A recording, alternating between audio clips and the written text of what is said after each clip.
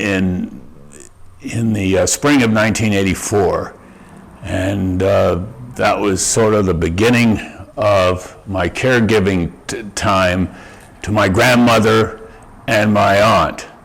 My dad and my parents also contributed and helped greatly with my aunt and my grandmother. I also, when I was here, did a lot of farming. We had sheep, and there was a moment when my parents were deciding to move down here, in terms of their moving on the premise that they had help, and myself was the thing that they felt was important, for me to come down here as well. And if I hadn't come down here, they wouldn't have moved here at that time.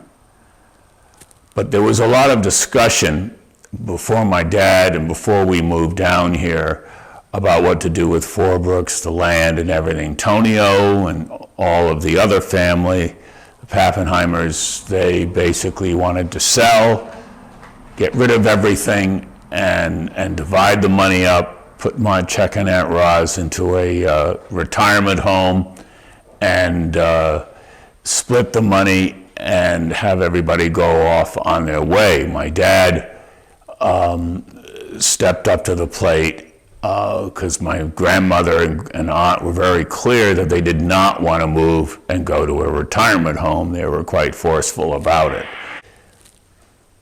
So we moved down in 1984. I moved down, and the premise of me moving down was to move into Little Four Brooks, and I'd have my own place, which I didn't have at the White House when we were living there, where my Uncle Robert is now living. And so I based my decision on the fact that I'd have my own place and have my space, and so that I decided that it was a good move on that at that time. So we all moved down, and there was a lot of farming.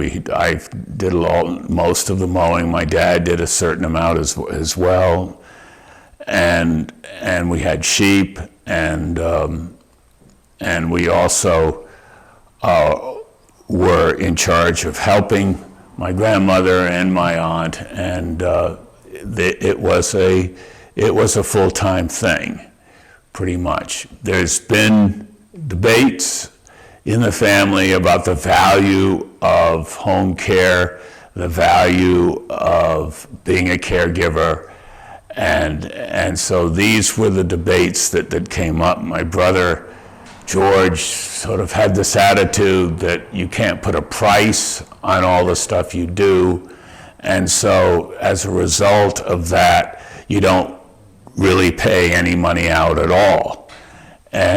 But society has come up with specific costs of what it's worth financially in a practical sense. And so that debate went on. My brother pretty much decided that I should only get $1,000 a month to take care of my mom, which was an issue that came up later on after my grandmother and grandmother died.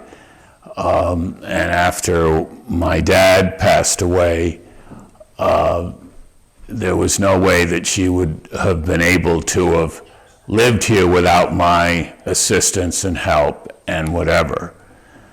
And so that debate went on during that period about caregiving. And my brothers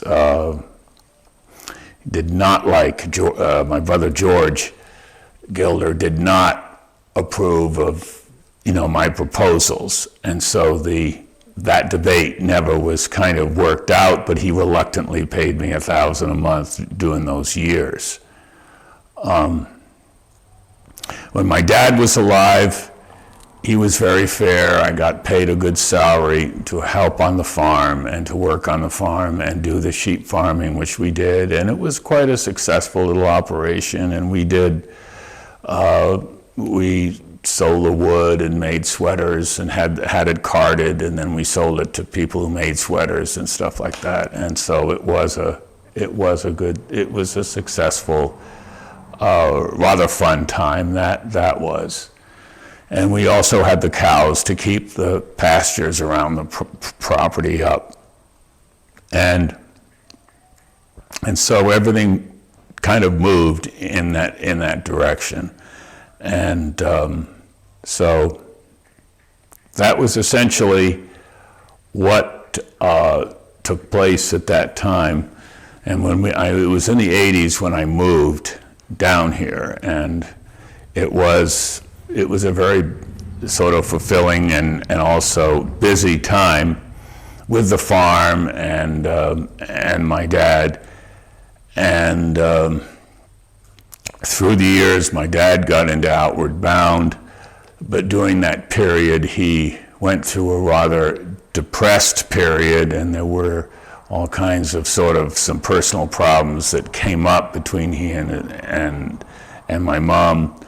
And so I made the best of it by helping much on the farm and stuff like that.